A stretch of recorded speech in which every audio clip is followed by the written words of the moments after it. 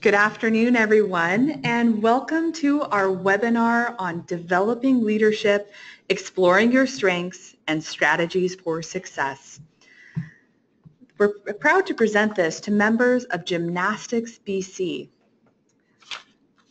I want to introduce ourselves, and I'm really excited today to be joined by our Executive Director here at Vantage Point, Denise Baker. I'll let her introduce herself.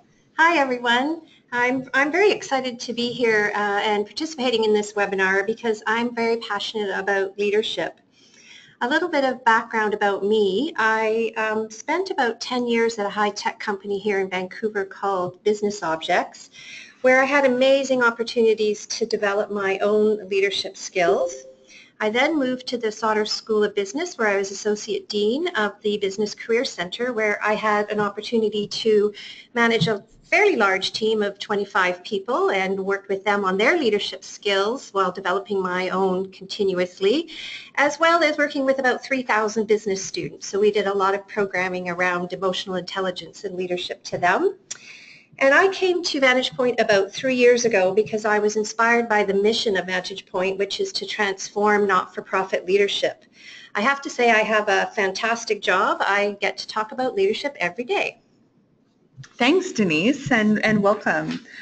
And a bit about me. I've been with Vantage Point for just under 2 years now, after 5 years as an executive director for an advocacy group in Edmonton. And in my role there, I worked with student leaders across Alberta, creating professional and leadership development opportunities and organizing policy advocacy at the provincial level.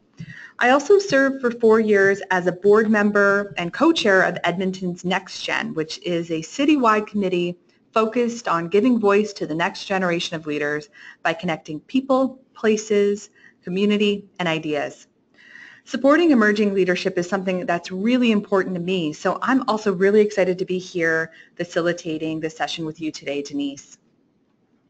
And welcome to everyone, and thank you so much for taking the time today to invest in your own leadership development. We know it's an incredible boost, and we're going to make sure that our conversation today is conversational. So we're going to be leveraging the webinar technology to make sure that everyone has an opportunity to participate as fully as possible. And so we're going to be turning the floor over to you. Looking for your perspectives, your insights, your experiences. So we'll do that in a few ways.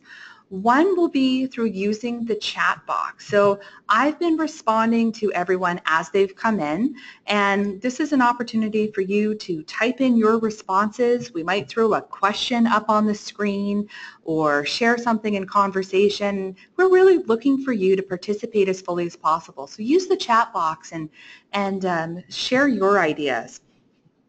And we'll also be doing introductions using your microphones or phones. So one by one, I'll unmute you and ask you to introduce yourself. A few other technology things for us to consider. Yes, we absolutely will be sharing a recording of the webinar, and so that will capture all of the slides as well as our conversation together. If you have any technical challenges or questions, feel free to throw those in the chat box as well, and we'll try to address them as we go along. I'll also mention that at the close of the webinar, we'll have time for questions and answers. So if there's anything that you're curious about or want to talk about that we haven't covered, there's an opportunity for us to chat about that at the end. But we'll also be stopping throughout the session in order to gather more feedback and answer any questions that you might have. So let's get started. Now, over the next 90 minutes, we're going to be looking at 4 key questions. And the webinar is really motivated by a desire to empower you as you chart your leadership journeys in the not-for-profit sector. So we'll start off with that question. What does it mean to be a leader, and especially to be a leader in a changing not-for-profit environment? Then we'll look at ways that you can embrace strength-based leadership in your own leadership journey. We'll then deepen the conversation and look at some specific strategies you can use to engage other people as you develop your leadership skills.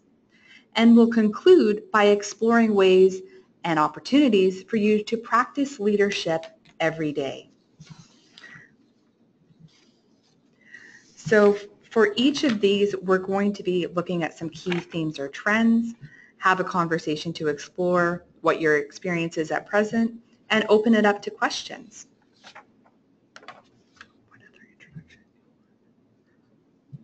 So now maybe we can hear who's on the phone. So Carol's going to...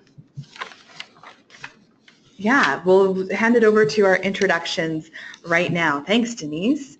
So I'm going to use the list that we have here alphabetically, and I'll unmute you, introduce you, and ask you to share 3 things: your name, your club, and one thing you want to learn today. So if you don't have a microphone, just let me know by typing into the chat box and we'll use that tool instead. So I'll start here with Anita. Welcome, Anita.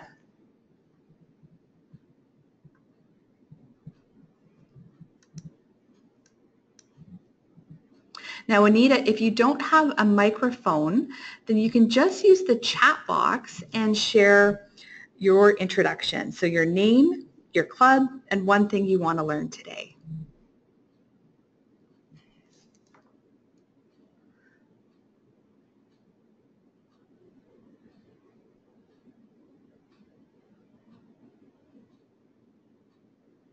Great. So Anita is from Okanagan Gymnastics, and welcome, Anita. What's one thing that you're looking to learn today in this webinar? Yeah, new ways to become a stronger leader. Sounds great. We're going to be covering off a lot of those. Welcome. Now I'm going to turn it over to Bree. Welcome, Bree. Hi, my name's Bree Erickson, and I'm from Kamloops Gymnastics and Trampoline Center. And I just finished school, and the majority of it was focused on different styles of leaderships and how to become an effective leader. And I'm interested today to find out the approach that your seminar is going to go through. Wonderful. Well, thanks so much, and welcome, Bree. Great. And I see we have Brian here. Brian, would you like to introduce yourself? Hi, everybody. I'm Brian Forster. I'm the CEO with Gymnastics BC, and I'm looking forward to learning a little bit more around strategies that can help us all stay ahead of the curve from a leadership perspective in an environment that is changing very quickly and where the demands on us are becoming more and more diverse and challenging, I might say. Mm-hmm. Point well taken. Thank you, Brian. Now let's hear from Brittany. Welcome, Brittany. Hi, everyone. Can you hear me? Yes. Okay, great. So I'm Brittany Clausen. I am the Member Services Coordinator with Gymnastics BC. And similar to Anita, I am looking at ways of being a stronger leader and being able to help our clubs with any resources they need to become better leaders as well. Wonderful. Well, welcome. I'm now going to turn it over to Grant. Welcome, Grant. If you don't have a microphone, go ahead. Can you hear me? Yes, we can. Go ahead. Mm-hmm. It works just through the mic on the phone. Okay. My name is Grant. I am a member at large of Surrey Gymnastics and on the board, and I'm just interested to see where this is going. Leadership can be the key to making things really happen properly, so I'd like to be part of that as far as Surrey Gym is concerned. Wonderful. Well, welcome. Thank you, Grant. I'm now going to turn things over to Tracy. Hello, Tracy.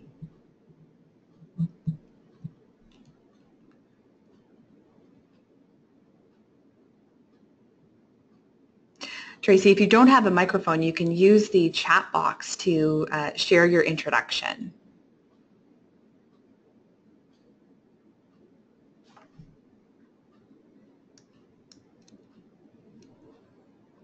Okay. I'll give you a moment to catch up on that, and while you're doing that, let's skip ahead and I'll turn things over to Vanessa. Hello, Vanessa. Hi, everyone. Hi, I'm the Communications and Marketing Manager with Gymnastics BC, and I'm really just here to audit the webinar to explore what benefits it can offer to our membership. Wonderful. Well, we're glad to have you here today with us, Vanessa. Great.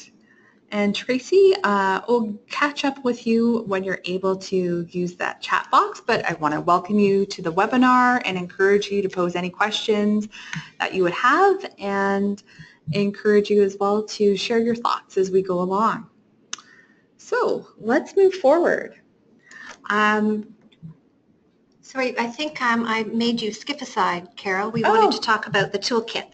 Oh, thanks, Denise. Thanks for the reminder. So I want to mention as well that the toolkit on exploring leadership has been sent out to everyone who registered for the webinar today.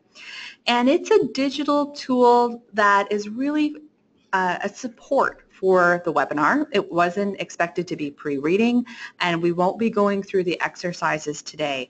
It's really a self-exploration tool for you to look at particular exercises, or maybe deepen your understanding of a particular topic, or links such as videos or self-assessments that'll allow you to maybe confirm your strengths or learn more about your own leadership style. So we'll be referring to the toolkit as we go through, but it's really there to be a support after we leave our learning engagement today for you to take and use in ways that will support your leadership development.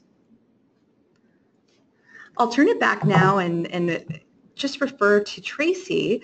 And she was able to share that she is with Shasta Trampoline, and she's interested in learning how leadership principles apply specifically to the not-for-profit sector. And that's great, Tracy, because we are going to be looking at that pretty specifically in a little while from now. Right now, however, we're going to be doing 2 rapid-fire questions. So I want everyone to think, what are 3 words that come to mind when you think about your experience with leadership? And let's use the chat box and just throw our ideas directly in there. So I'll unmute those people that are on the phone who may not have the chat, and let's just throw it out there. I know, Denise, you have a couple of words you've been thinking about. Yeah, one word I think about is power, and that's not my own personal experience with leadership, but I think many people mistake power with leadership, or thinking that when they go into leadership it's going to give them power. I think, Carol, you mentioned the House of Cards, and I'm not sure who the president is in that series, but he's all about power. Yes, that's right. Which is not a positive thing. Another word that comes to mind is position. So again, I think there's some confusion there. Some people believe that they're not a leader unless they're in a position of authority or they're managing someone. And again, I don't believe that's true. I believe each and every one of us is a leader. We're leading ourselves every day. We're working with teammates. We're collaborating. These are all great leadership attributes. And the final word I have, another P word, is practice. Leadership really takes a lifetime of courage and practice. We make mistakes. We go back, we improve, we try again. But leadership really is a journey, and that's certainly been my personal experience. So true. Thanks, Denise.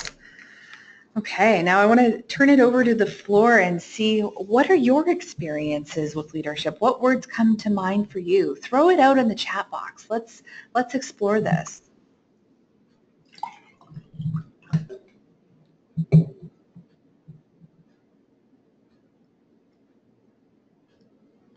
Anyone on the phone want to share?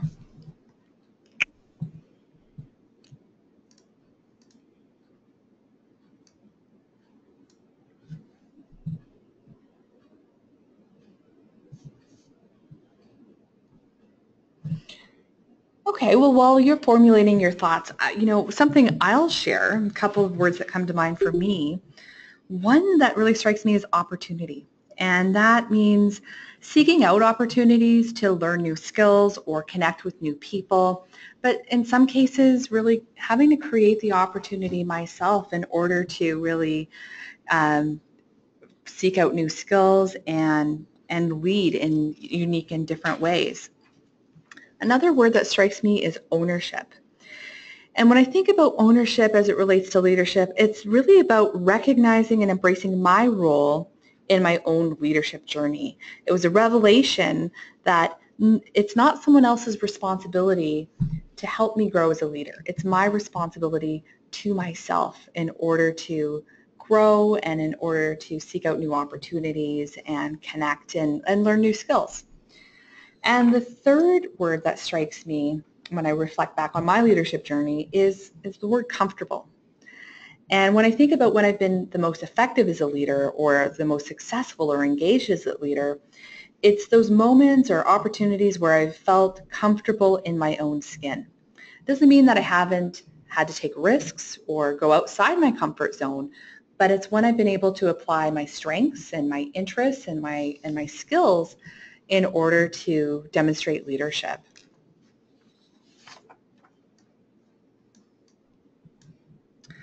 Oh, great. So I'm seeing a lot of responses now from different people, and if we look at the chat box, you can read them as well.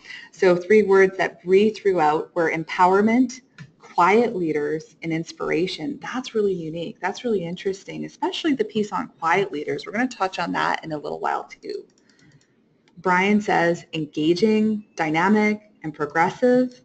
Tracy said strategic, perspective, and coaching. Absolutely. Anita threw out the idea of mentoring, which we'll be talking about as well. And Brittany said teamwork. And that's fantastic. All of these are such critical elements of leadership. And one thread that connects them all together, I would say, is a focus on people, a focus on working with others. And we'll talk about that more as well. Great. Okay, well, let's do another rapid fire exercise. And in this case, we're looking to fill in the blanks. So think about a leader who you admire and why. So it might be someone that you know personally, someone that you don't know, or it could even be someone on TV, like Frank Underwood, like Denise suggested. So I'd like you to fill in the blank. A leader who I admire is because they demonstrate, and for me, as you're formulating your responses, someone who came to mind was Clara Hughes, because Clara Hughes seems to have it all. She has the ability to lead herself, the ability to work on a team and provide leadership to the team, but also the ability to act as an advocate for other people with her role now in championing mental health. So to me, Clara Hughes is a leader who seems to have it all.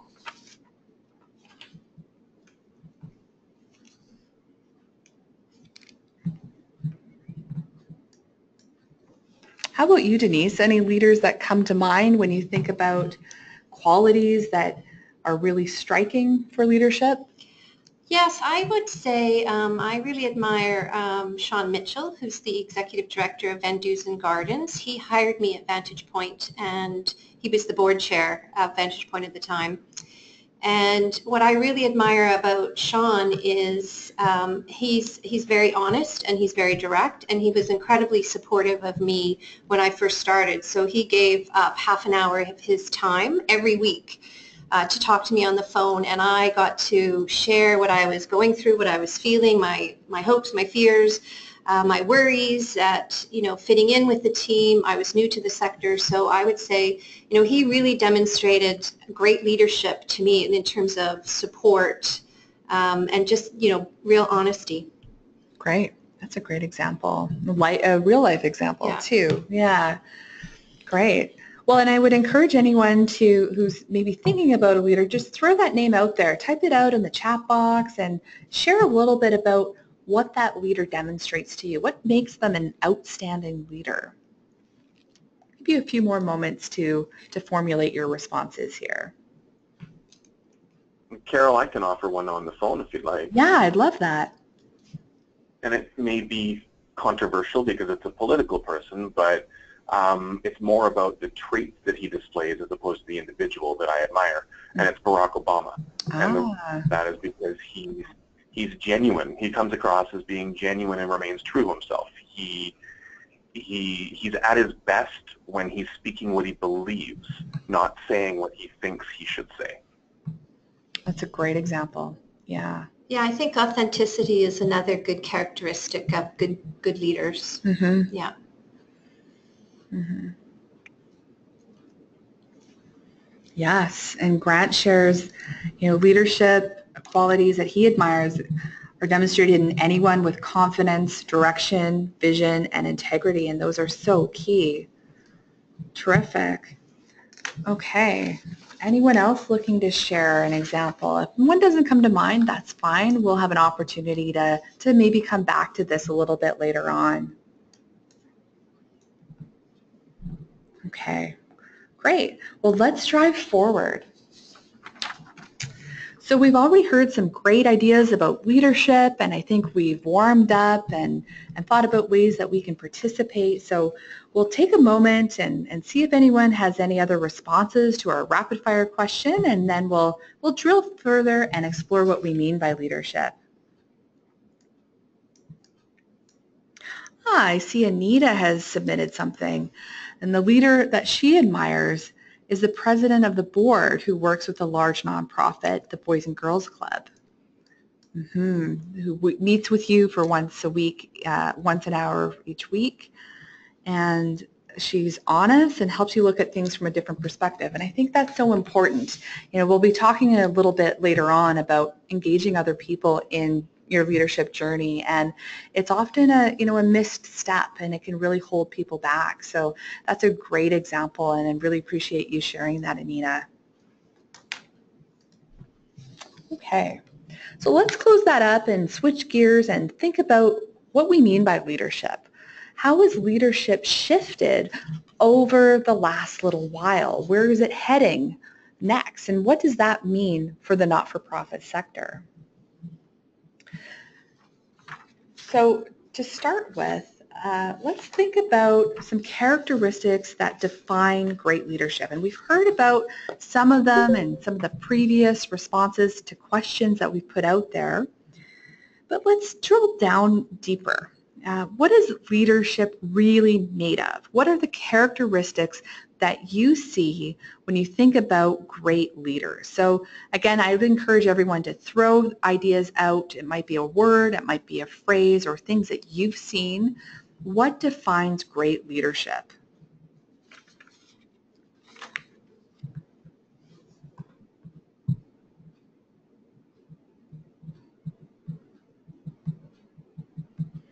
Does anyone on the phone want to share an idea or a characteristic that they've seen in great leaders?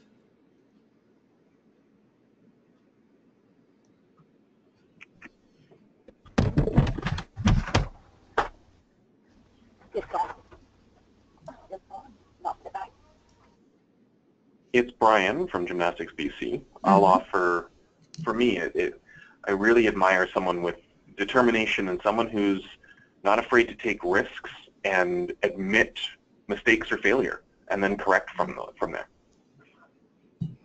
So determination, risks, and honesty about failure. Yeah.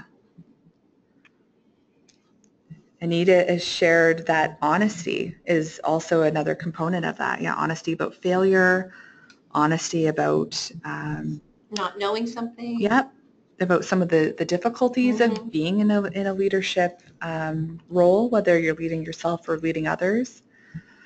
Tracy has shared agile thinking, results, good communication, fostering teamwork, which is great. I think that really speaks to both the internal components of leadership, but also, the emotional intelligence that Denise spoke about, communications, teamwork. So there's a drive for results and a focus on the bigger picture, but also a realization that it's really about working with other people, especially when we're in a team environment. Oh, wow. I love grant submission, the ability to ask for help in tackling stuff. That's so true.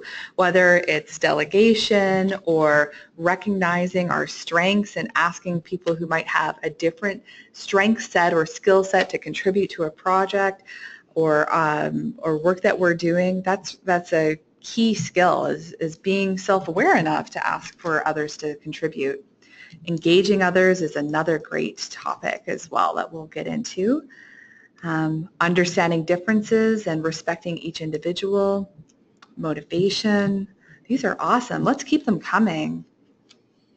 I would share, as somebody mentioned earlier, quiet leadership. And I think a characteristic of a good leader is the ability to listen, and especially to listen to opinions that may not be your own and be open to that. It's really, really key. I would agree. And I think leadership as well for me is asking good questions and getting people to think about what are the opportunities and what's really at stake for us. And I think getting people engaged with creating solutions together can be a really power component of empowering others and working towards results that everyone has really bought into. Great. So I'll give you just another 10 or 15 seconds or so in case anything comes up. We'll move on. Oh, Grant, more ideas here. Transparency and knowing who you're leading. So true. That awareness piece is really foundational, whether it's self-awareness or awareness about the people on your team. So I'll encourage everyone to continue to throw ideas out on the chat box, but we're going to drill forward and look at some of the changes in how we think about leadership and where we are today. So if we look at the past, two things really dominated how we thought about leadership. One was that there was an idea that leaders were born and not made, and that you were either a leader or a follower. And over the last 15 to 20 years, that theory has really fallen out of favor, as well as this idea that management or transactional leadership is really what motivates people to do their best work. And so transactional leadership says, I'm going to reward you and you're going to perform well, or I'm going to threaten to punish you and you're going to perform well. So both of these ideas, the idea that leaders are born, not made, and that management, it has to be transactional, are no longer the case. So now what's replaced it is a focus on transformational leaders. And so even if you're not in a position of leadership right now, you can imagine how some of these ideas on screen can really come to bear in the leadership that you're doing. So we talked about motivation and inspiring people, thinking about collective and common goals, seeking input and feedback, being collaborative, and thinking about creativity and growth, because that's really what not only inspires people, but engages them in thinking about the ways that they could contribute to the bigger picture.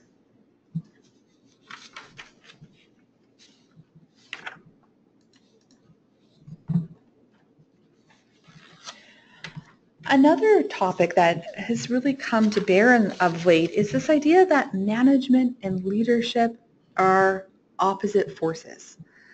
But is that really the case? We tend to think no, that they're sometimes different competencies or different emphasis that you would need to apply when you're leading in an organization. But they really both need to be in place in order for success to happen.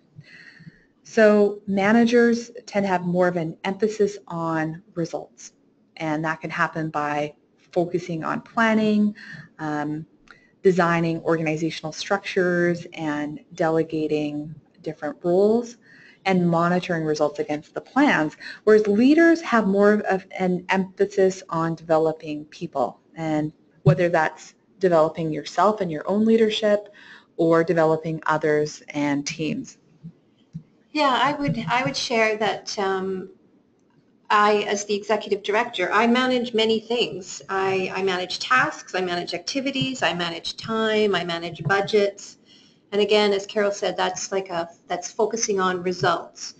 But but I also lead. I really need to be a leader. I need to focus on people and inspire people and motivate people and draw upon their strengths. So I really think to be an effective leader, you need to be both a leader and a manager. So I think they're very intertwined. They're not opposite. Mm-hmm. I would agree with that. Great. So we've thought about what leadership is and caught up with where it is right now, but let's hone in and think about the leadership challenges and opportunities that are unique or specific to the not-for-profit sector. So thinking again about your experiences, I'd encourage you to use the chat box or speak up if you're on the phone and share what have you seen? What challenges have you seen when it comes to leading in the not-for-profit sector, and what opportunities have you seen when it comes to leading in the not-for-profit sector?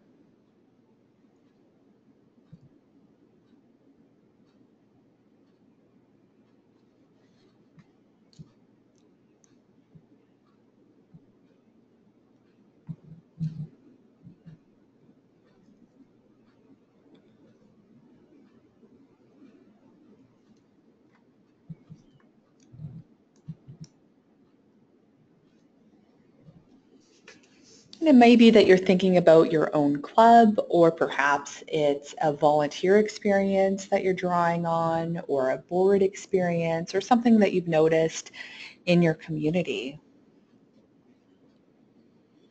Maybe I'll start by sharing some of the challenges that I see in the sector just through the work that Vantage Point does. For many people, it's really making the time to develop yourself and focus on yourself, learning new skills. I mean, we all have incredibly busy jobs, and there's not often the time or the resources to do professional development or to go out and engage with other people for support.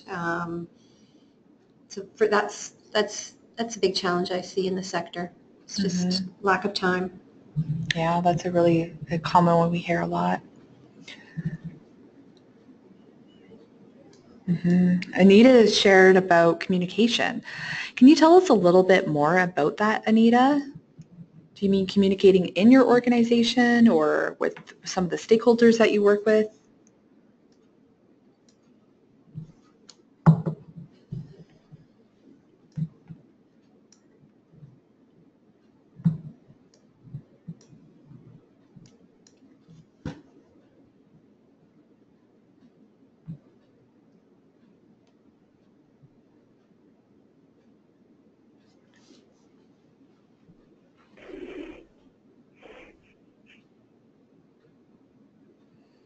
Grant has also shared the 80-20 rule, and I think what it looks like is about getting people engaged and involved, and certainly that can be the case. And I think that can happen, in larger communities and smaller communities as well, that those who participate are tending to be the ones who get asked over and over again.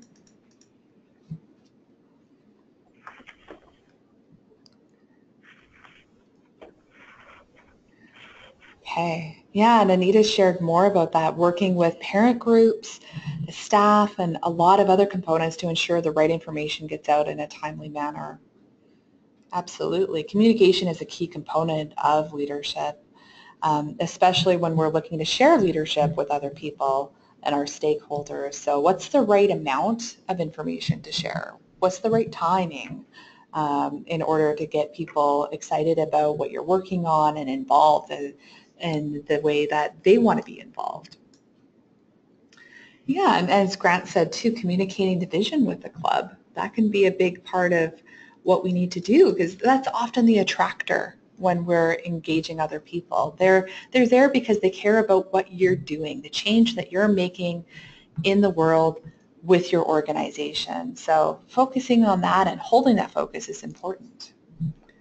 Bria shared it's about building relationships and helping the staff understand what the vision of the club is.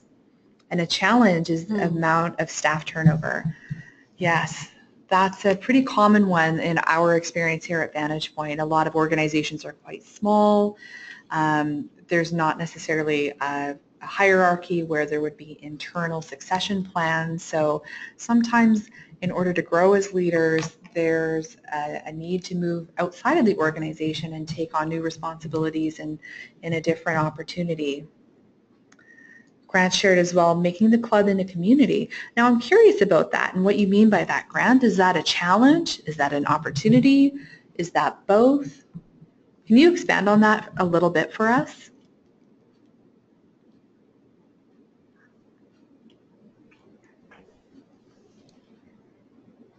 Both. Yeah. Yeah, I think that's a really interesting point, and oftentimes what shows up as a challenge can be an opportunity sometimes if we reframe it and think about it in a different perspective. So for example, when we're thinking about smaller organizations that don't have sometimes a lot of role differentiation, it can be an opportunity for people who are generalists or people who like to integrate different skill sets to really thrive. Another challenge that's an opportunity is, the lack of resources in the sector.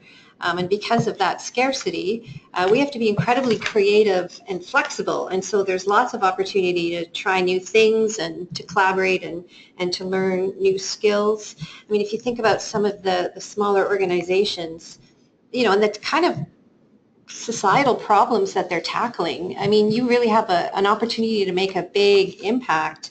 And if you think about gymnastics clubs, thinking about the impact you make, like bringing kids into the gym and teaching them how to jump and tumble and flip around on those bars, I mean, what an impact that has on their lives. And that's a real leadership development opportunity just right there, I think. Mm-hmm. Absolutely.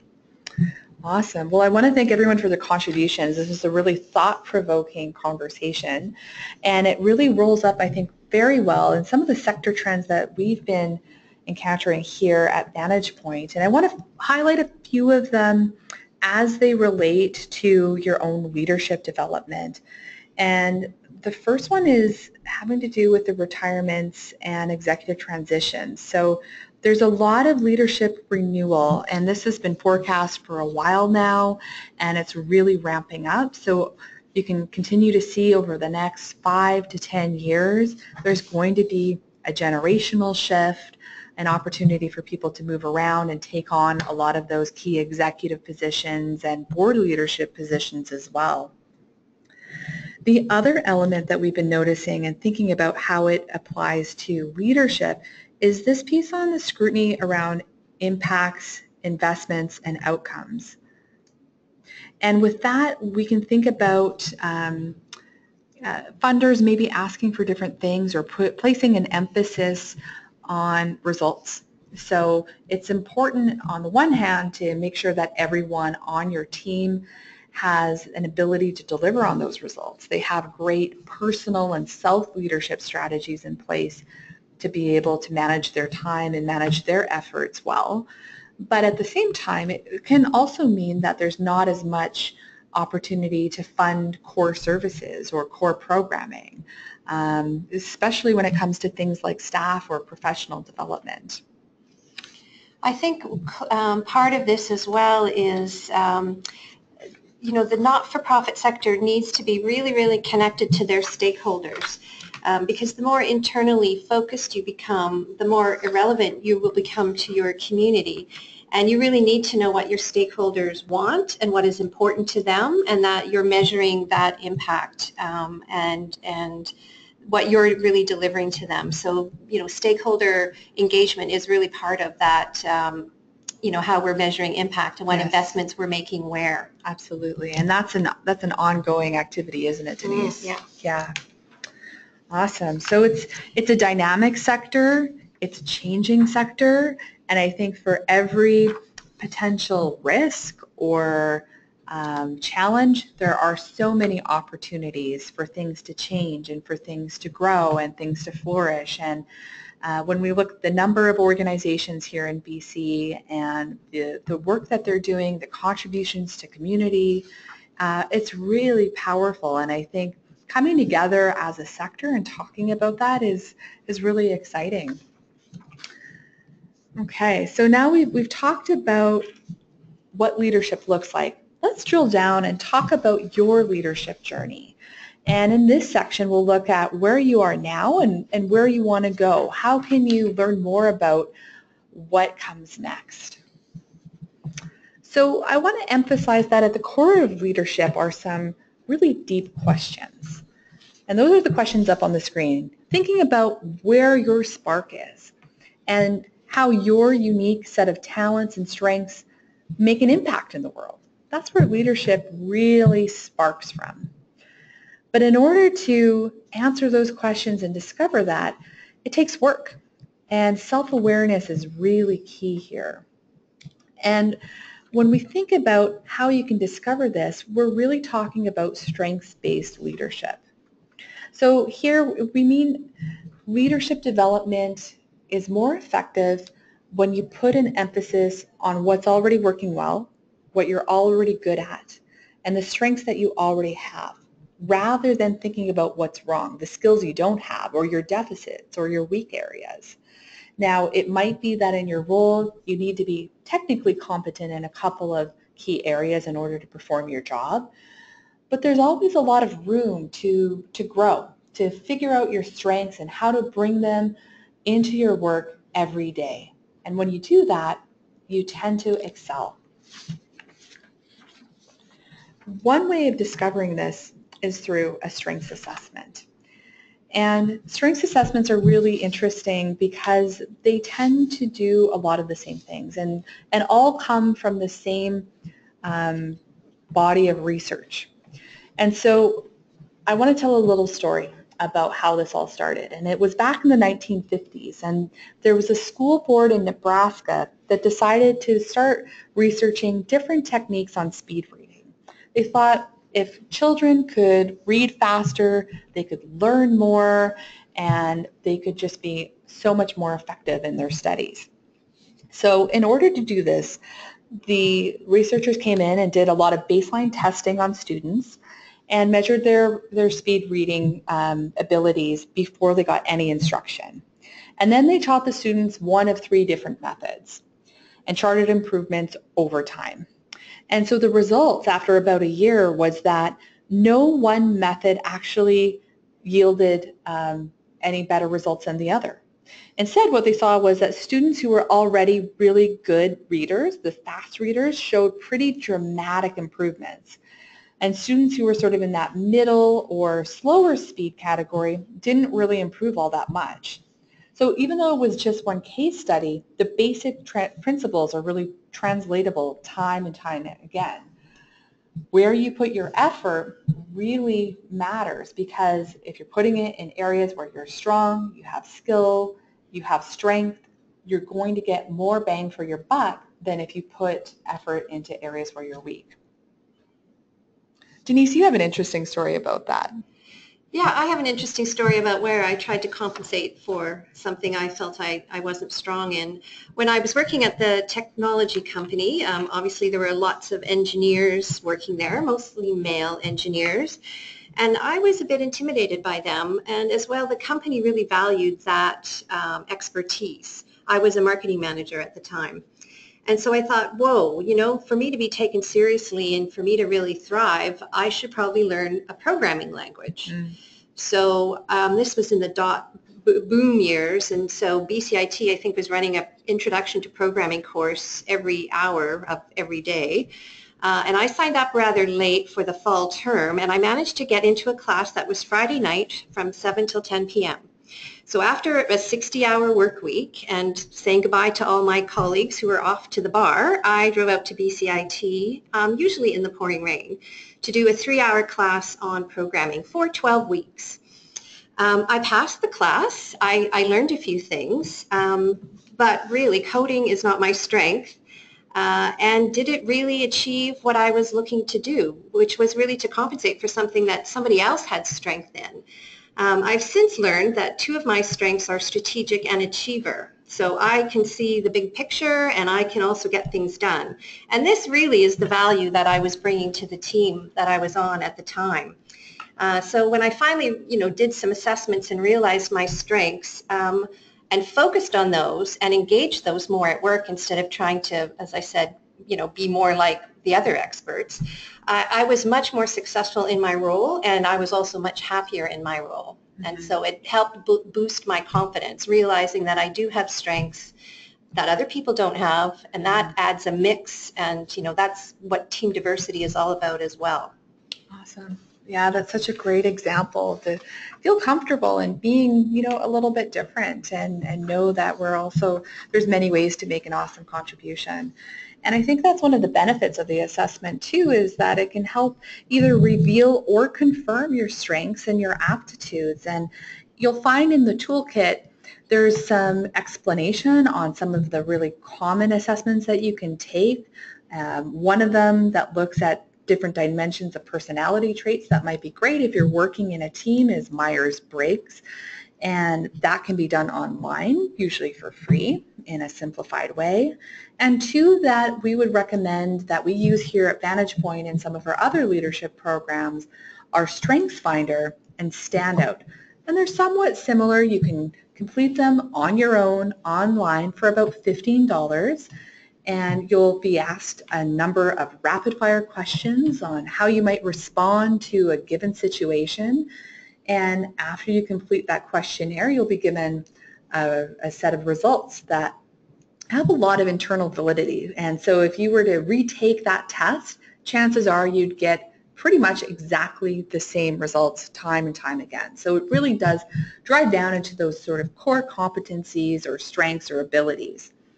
Some of the differences between StrengthsFinder and Standout that we explore more in the toolkit. StrengthsFinder looks at your top 5 strengths, and Standout looks at the relationship between your strengths and then provides a bit more in-depth reporting in terms of how you can apply your strengths in different contexts, whether it's leading other people, leading yourself, maybe a marketing or a sales context, and what to watch out for if you overuse your strengths. So that's a few of the opportunities out there, but you'll find more about this in the toolkit. Another topic that you can drive more deeply into the toolkit with, and as well through the personal values worksheet that we circulated yesterday ahead of the webinar, is the discussion around values. And by values, we're really defining this to be those things that you hold to be of paramount importance.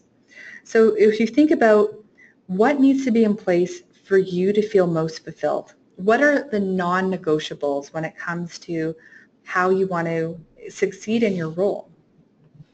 And so values are really key, and what we've shared before in other leadership contexts through the value sheet is to work through what your top values are, to go through that sheet and maybe circle everything that feels like it would be one of your values, take a pause, and then from that list, pick out 10 that feel like they're the most important.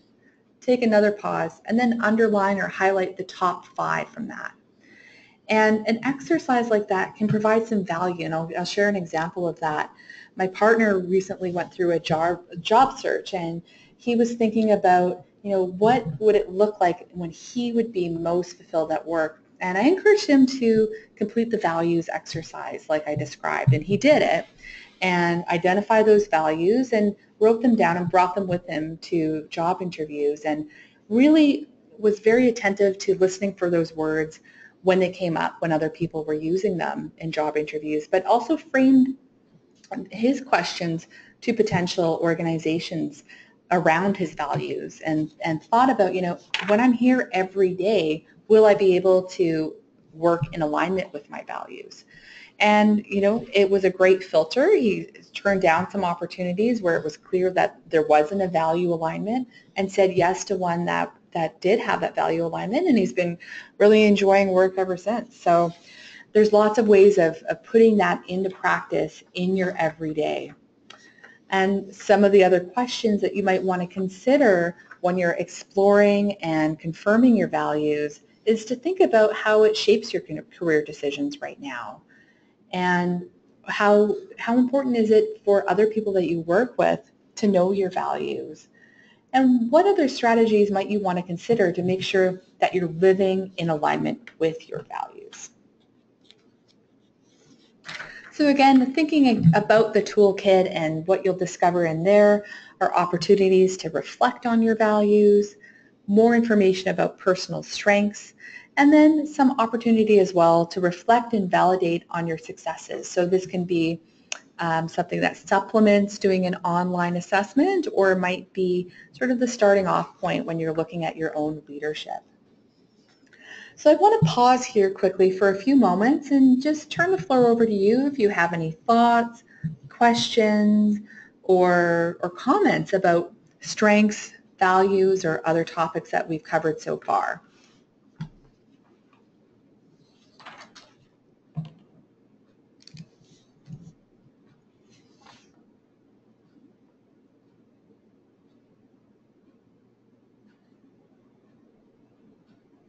Okay.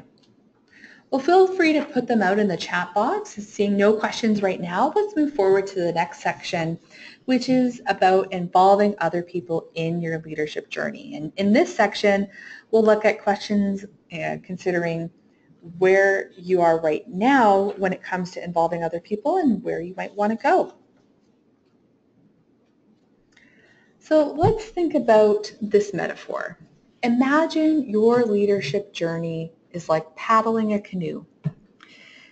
At first, it may feel like it's more straightforward to go it alone, but often that choice means that your journey can be put in peril because it's a lot more likely that you're going to be thrown off course, capsize, or maybe even run out of steam.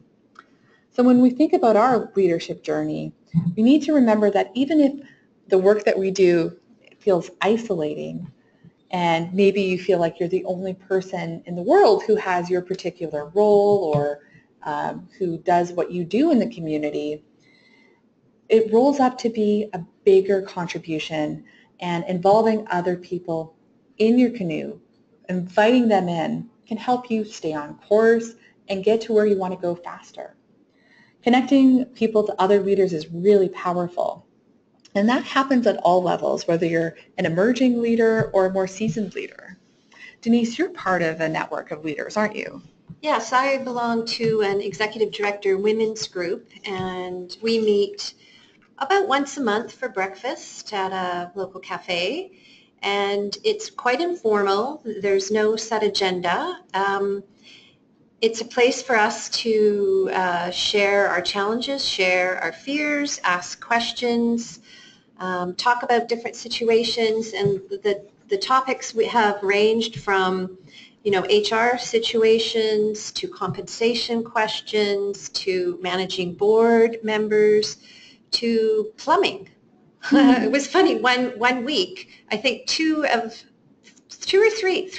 of the executive directors had some issues in their washrooms, and executive directors have to be masters of everything, so they were there on the weekends cleaning out their washroom facilities. So maybe not the most inspiring story, but it really is a very, very supportive environment, and I found that it really helped me when I started in my role, because I was new to the not-for-profit sector, and coming in with more of a business background, I had some challenges early on. Really understanding the focus and the conversation on mission. Not that I wasn't inspired by the mission, I just wasn't used to saying the word mission 40 times a day. And so I really got a lot of support and help from my fellow executive directors for sure early on, and continue to have that support. So it's great. Yeah, that's a really great idea. Great way to reflect. And when we think about how we can engage other people in our leadership journeys, there's really three different sort of categories of engagement here. And so these are highlighted up on screen, and I'll talk about them really briefly. The first is peers, and that's what Denise was talking about. So when we think about the impact peers have and why we might want to engage them or how, it's so that they can act as sort of a reflection or a mirror. We can learn from them, we can share wins and challenges, they might provide a sounding board and be in a similar life stage as us. So it can make the job that we do feel a little less lonely, a lot more community driven. Some things to watch out for is that sometimes those peers can be competitors for future roles, and so sometimes their perspectives may not be wholly unbiased. Mentors are another way of engaging other people in your leadership journey. And a mentor is sort of like looking ahead to where you want to go. And so they can be an advisor or sort of a future version of you. The benefit of engaging a mentor is that they've already walked the path, and they might have some really great advice on what sort of opportunities or challenges and experiences you might have in front of you. Some of the challenges in reaching out to mentors is that they're often busy and they're often waiting for you to ask. So what we know here at Vantage Point is that there are pretty few numbers of formal mentorship programs in the sector. If you're looking for a mentor, you need to be proactive and go out and ask people. Put it on your LinkedIn profile that you're looking for a mentor, or maybe ask your manager if they can introduce you to people who might be suitable mentors. And that's our last category of involvement, and one that's often overlooked. So managers can provide a really formal support to you, and great managers who are great leaders are going to be people-focused. They're going to be invested in your success and provide a daily support and sounding board. Some people might be hesitant to really think about their manager as a support in their leadership development because there is that dual role of support and discipline. But again, think about the big picture. Your manager is invested in your success and your contribution to the results of the organization, so lean on them, engage them in the process.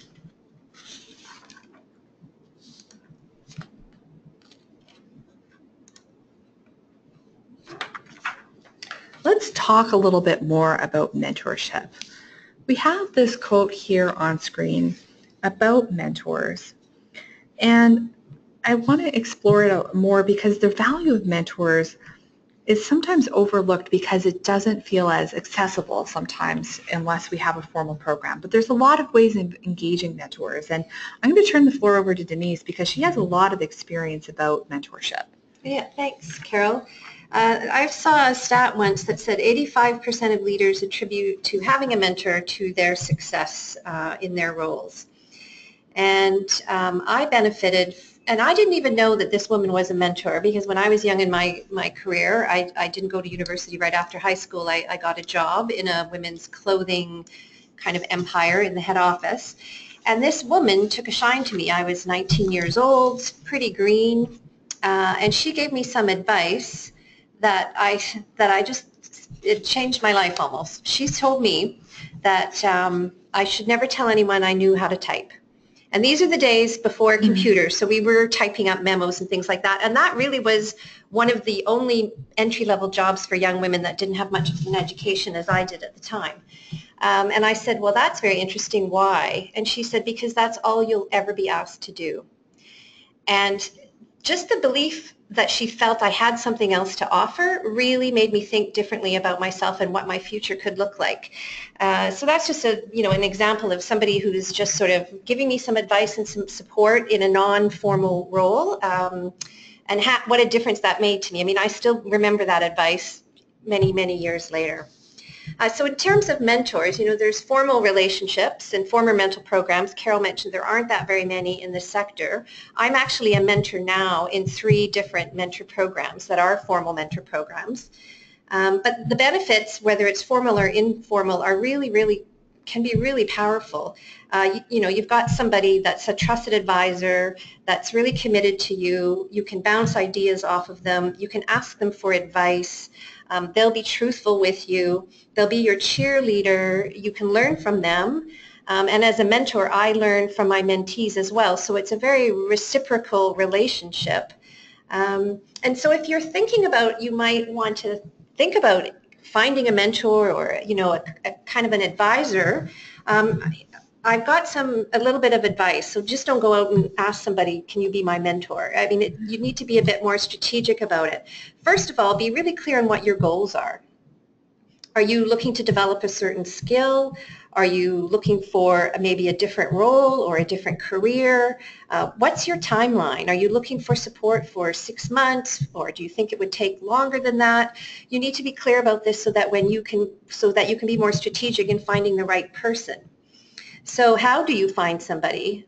Carol had some advice earlier. You could ask your manager. You could ask other people if they know people that have the kind of qualities that you're looking for. You can look on LinkedIn. You can maybe target certain industries or organizations that you might be interested in. Start asking for introductions, introducing yourself on LinkedIn. Ask them for a coffee. Don't ask, as I said, somebody to be your mentor on your first coffee date. You need to get to know each other. You need to sort of build a trust.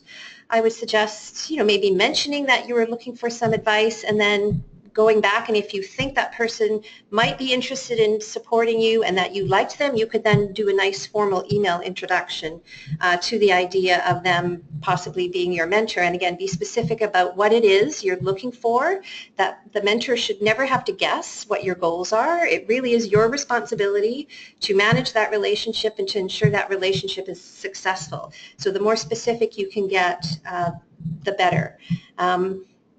And I would doubt that very many people would say no to a very thoughtful request from a person who is looking for, advice and support. I would say most people would be rather flattered to be asked to be a mentor.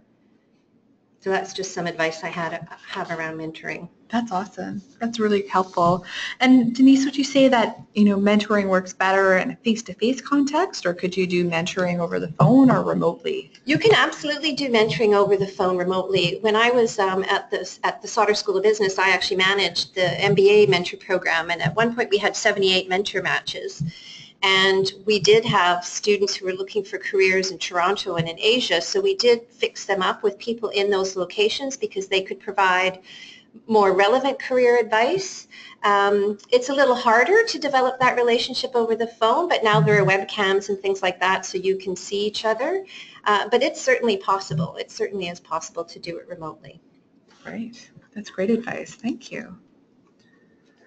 So mentoring and reaching out seems to be part of networking, and networking is a pretty scary word for some people. I know I'm an introvert, and networking is not one of my favorite activities, but I understand the value of it. So you're a networking expert, Denise, so I'm going to turn this over to you again. It's funny, networking is a misunderstood word, and it often strikes fear into the heart of people because they think, I'm going to have to go to this big event, and I'm going to have to introduce myself to people and collect all these business cards, and it all seems sort of inauthentic, and it's about using people, and it's not about that at all. Really, it is about building relationships, and it's about getting out of your own backyard. I'll give an example of when I was at Crystal Decisions, the high-tech company.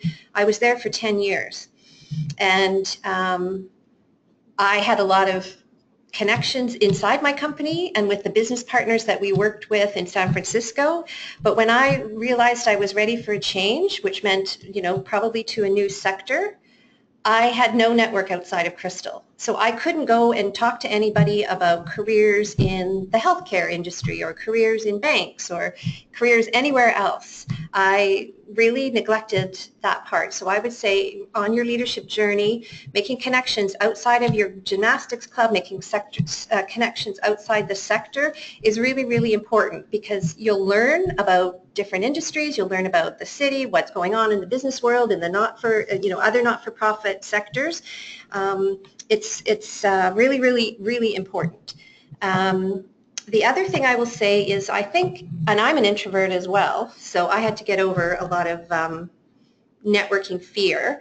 How I do it, if I'm at an event, I just pretend that I'm hosting the event, like it's in my house.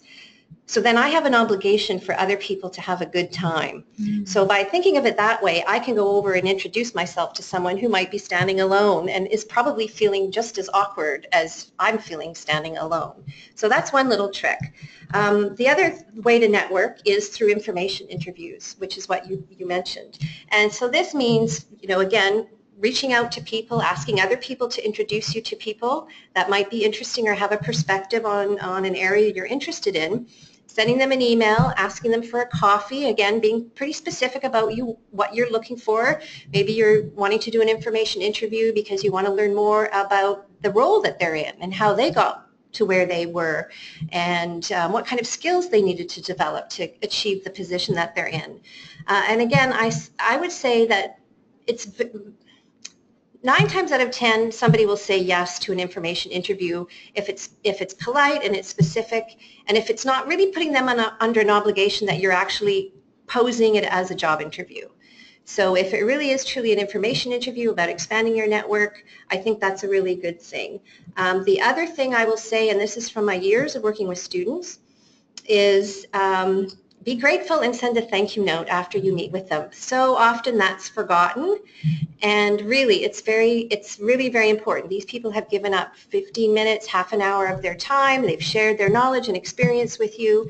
Please be grateful and say thank you. The other thing I would say is always ask them what you could do for them in return. And I know when we talk to students about this, they would think, oh, but this person's a senior VP or whatever. I have nothing to offer them. And that's absolutely not true. You have connections yourselves. Maybe they're looking for something. Maybe they're looking for a new hairdresser. I mean, who knows? Yeah. It could be something that small. But really, the relationship building, that's what it is. It's about mutually supporting relationships. You help them, they help you, you provide some advice, they provide some advice, and your network will just get bigger. And then it's a healthy network. It's a network that is about supporting each other, which again is, I think, an important thing in your leadership journey. Awesome. That is chock full of advice, Denise, and really specific, wonderful tools. I'm going to use that idea of acting as a host the next time I'm at a scary networking event. So wonderful. Now you can find more information about all of these skills and some more in the toolkit. So I'll just spend a bit of time pointing to those. And one thing that I want to focus on, something I found really valuable, is this 4 tendencies.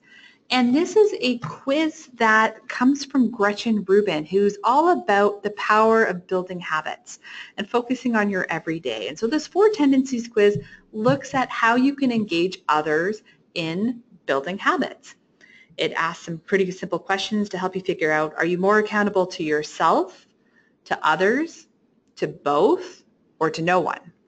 And once you go through a quiz like this, it provides a bit of advice and some strategies you can use in order to be more effective with the goals that you might be setting. So if you have specific strategies or goals that you want to build towards in your leadership journey, but you're finding that you're kind of stuck, it might be that you need to have an accountability partner. You need to have a mentor in your canoe with you in order to move forward. So I'd point that out, and then also the opportunity to drill deeper into topics like coaching, mentorship, peers, informational interviews, job shadowing, stretch assignments, and networking.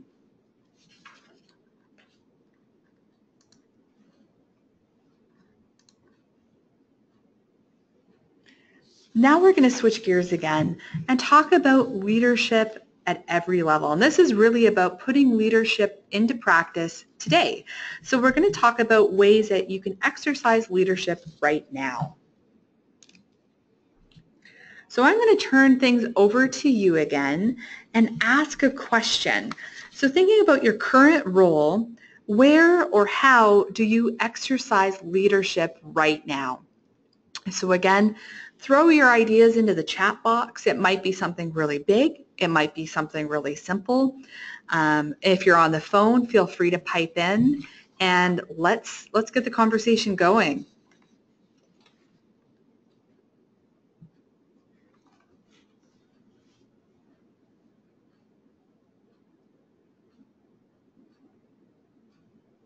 I want to emphasize too that we don't necessarily need to focus on leading other people. It might be strategies that you use to lead yourself towards goals.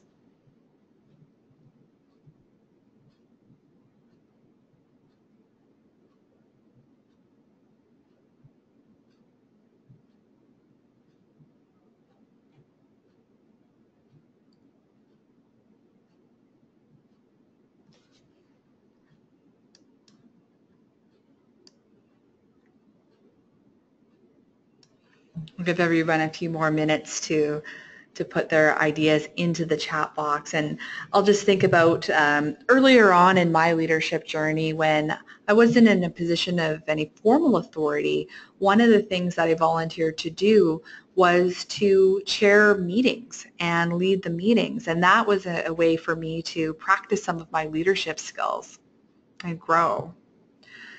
Bree has shared that one of the things that she does is demonstrating leadership by following through on the characteristics that you expect of the followers.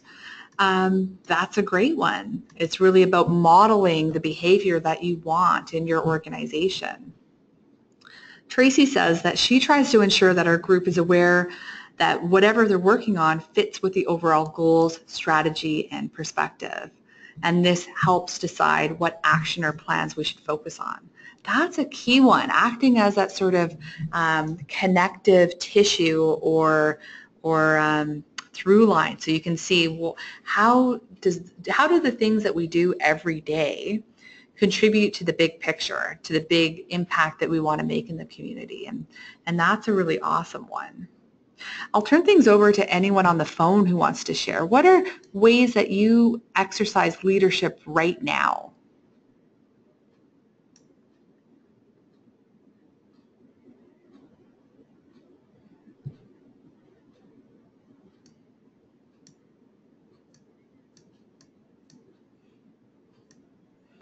I see Grant has piped in as well and sharing that, as a board member, he's there to help keep the club on track and keep focused on the big goals, and that's really crucial.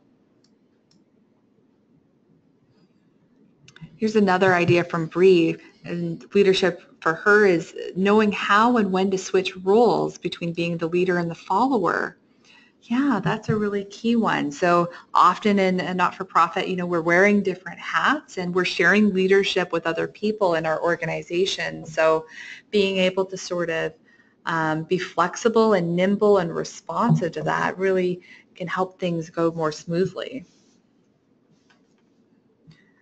Awesome. So I'll encourage you to keep throwing your ideas out into the chat box, and we'll just move on and emphasize some of the ideas we've already heard. Everyday leadership might be about asking for feedback from your coworkers and figuring out areas you want to develop more. It might be taking on stretch assignments, trying new skills, developing leadership competencies together or sharing leadership with your team. Grant has shared as well, relying on the strengths of other members to get it all done, which is so key, especially in organizations with really ambitious missions and visions and plans for the community. And looking at other learning and development opportunities offered by your employer. And that may not always be a formal learning opportunity. It might be on the job. And some research on leadership development says that the most effective leadership model is 70-20-10, where 70% of leadership development happens with on-the-job training. It's applying your skills. It's taking on stretch assignments or maybe doing job shadowing. 20% of it relies on other people, whether that's mentors or your peers or other learning opportunities you do in a shared context. And only about 10% of it comes from a formal development opportunity like let's say a classroom or a training opportunity outside of your organization. So really thinking about the assets that you have and being creative about that can be incredibly powerful to open up maybe some new skills that you haven't tapped into or new networks that you haven't tapped into. I want to highlight as well some other great ideas that have popped up on the chat, and one from George is figuring out the balance between the staff and the board being in a leadership role, and that I think is so crucial for every not-for-profit leader. Denise, I know you must have ideas on this, being in an executive director role. Yeah, shared leadership can be tricky. So it's like all journeys. It's a work in progress for sure. Mm-hmm. I've heard a metaphor that sharing leadership with your board, if you're a staff person, can sort of be like a dance where the music sometimes changes, and maybe you get to really know how your board likes to move and how to anticipate what might come next in order to really be in sync with them, but it's always shifting, right? And you have to collaborate. There's no one leader. It's really about the relationship that holds the focus.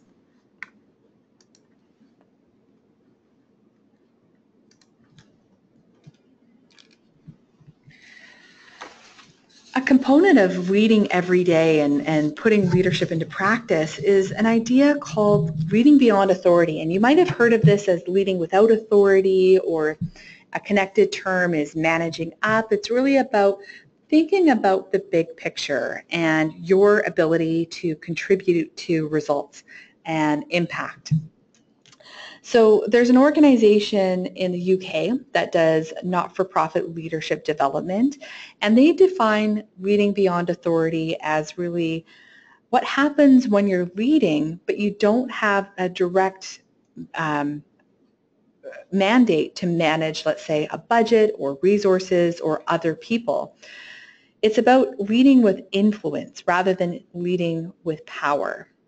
So if you think about your own context and your own organization, there's a coach, there's a board, there are other staff people, and if you want to step things up and take on more responsibility, you have to be mindful of other people, the other roles that they have, the interests or needs that they have that are part of those roles.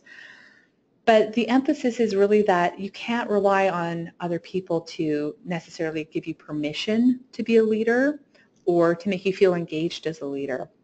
It's up to you to chart your course and step things up and contribute in new ways. Denise, have you seen examples of people that have really led beyond authority, or examples where, you know, maybe you're stepping outside of your role in order to contribute to the bigger whole? Well, I can give an example from my career. When I was at the technology company again, I was the worldwide director of education partnerships. And I had global responsibility for the revenue that our training partners delivered to us. So our training partners would deliver education on our software. And these partners did not report to me per se. I had to achieve a revenue target because of the work that they did. So I had to, again, without kind of any authority, persuade them and encourage them to kind of do different sales tactics, sales campaigns, put on more classes if we were needing a larger revenue target.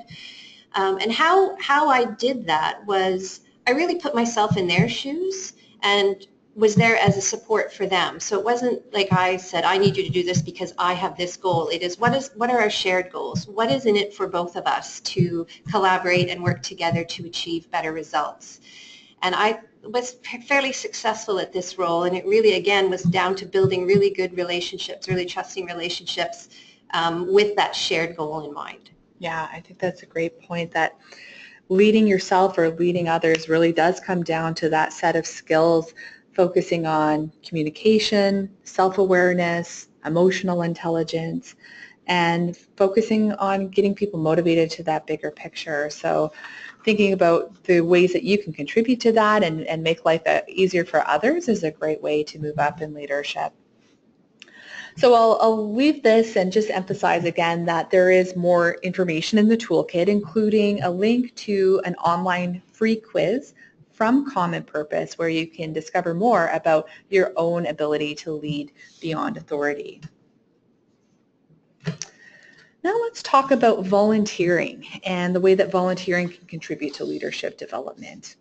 And one thing a myth I want to bust right away is that volunteering doesn't have to be entirely altruistic. It can be a little bit selfish or goal-oriented. So often when there are surveys done of people who volunteer, they'll say that what motivates them to get involved is, you know, adding a new skill on their resume, connecting to maybe a different network, or to expand their own sort of professional context. So volunteering could be a way to really stretch, to take on new responsibilities, to meet new people, to set goals and targets, and really flourish.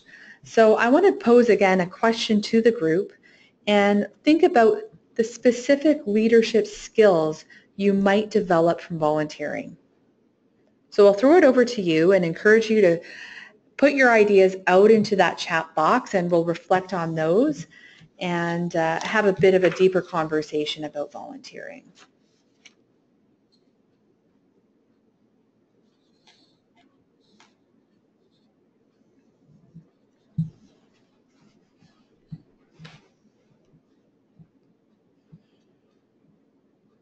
Well, I'll share an example as well of volunteering, and I've done quite a bit of volunteering in the last few years, and one of the opportunities that came my way in being a volunteer and is sort of almost like a hidden market of skill development and training opportunities and stretch assignments. So one of the elements that I really was motivated by was the ability to do some public speaking on behalf of an organization. And I found that it was really exciting because I got to connect to that primary motivation around the mission. I got to get other people excited about the work that the organization was doing. And as someone with a communications background, I really enjoyed coming up with the slides, coming up with the speaking notes for the presentations that I was doing. And I found that once I was doing a few of these public speaking engagements and they had gone well, I was asked to do a lot more. So I was doing public speaking on a pretty regular basis, and it really helped me to open up myself to new people, new ideas, and really stay connected and tap into different networks that were sort of outside of what I would normally encounter if I didn't take on this volunteer role.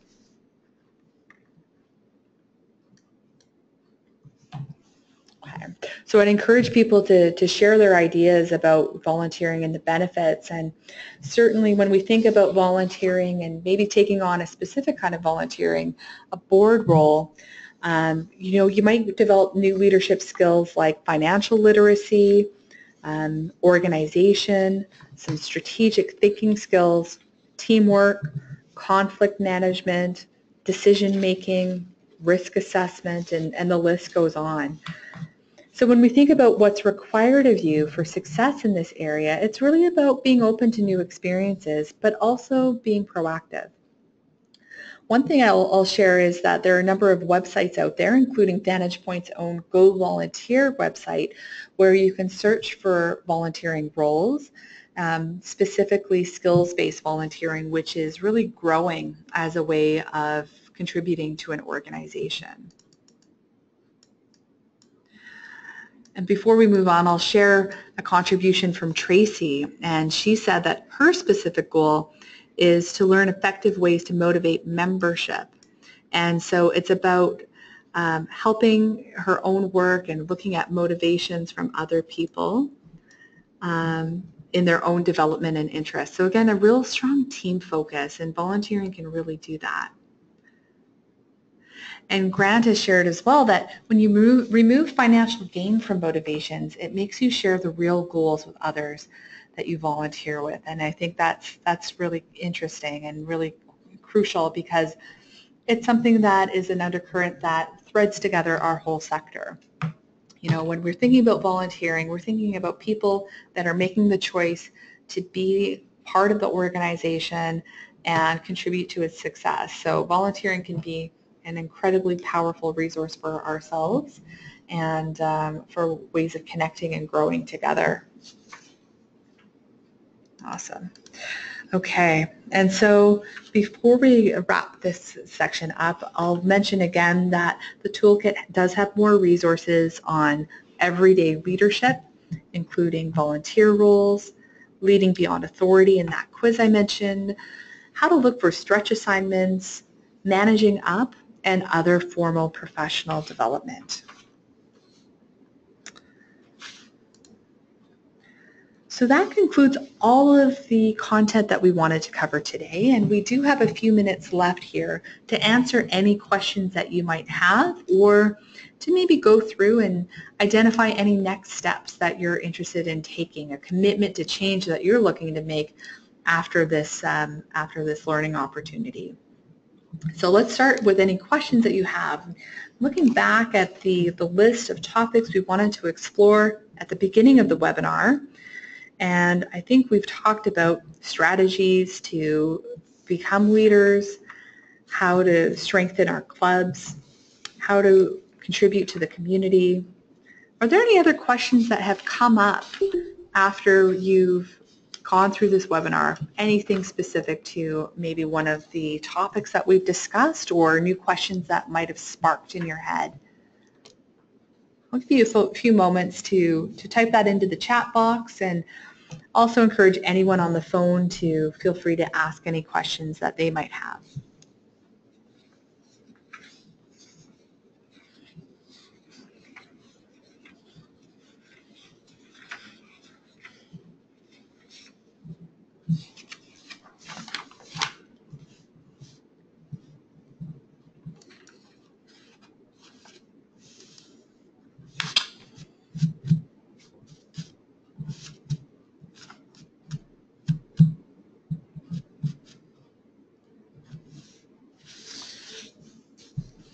I'm thinking too to questions that we would frequently get when we're delivering leadership opportunities and training seminars, and some of them are about where people can learn more, how they can keep their skills fresh, and one of the tools that I would suggest is to go online and maybe figure out what skills that you're looking to develop by using something called Mind Tools, and it has a number of different leadership and personal professional development tools on their site, so that might be a great resource in addition to the toolkit.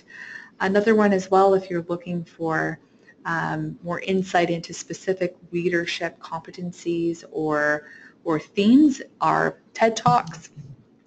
Often they're looking at specific skills that you can bring to the office, and there are podcasts as well from the Harvard Business Review and another group called Big Think. So those are some resources for anyone who has an internet connection and an interest in learning more. So with that, I'll just look here again and think about any other questions. Tracy has shared a few ideas about networking, and I would encourage you, Tracy, if you're curious about it. Denise really is an expert networker, so reach out, and I'm sure she'd be happy to provide even more advice if you're curious about that. Yeah, I'd be happy to. My email's on our website, right? Yes, absolutely. And before we close, I'd love to throw the floor back over to Brian so he can say a few quick words and thank him again for the contribution and investment from Gymnastics BC in this learning opportunity. So over to you, Brian. Thanks, Carol. I really appreciate it. I know both Carol and Denise, you picked this one up at the last minute for us, and you did a great job of the presentation. I really, really appreciate your time.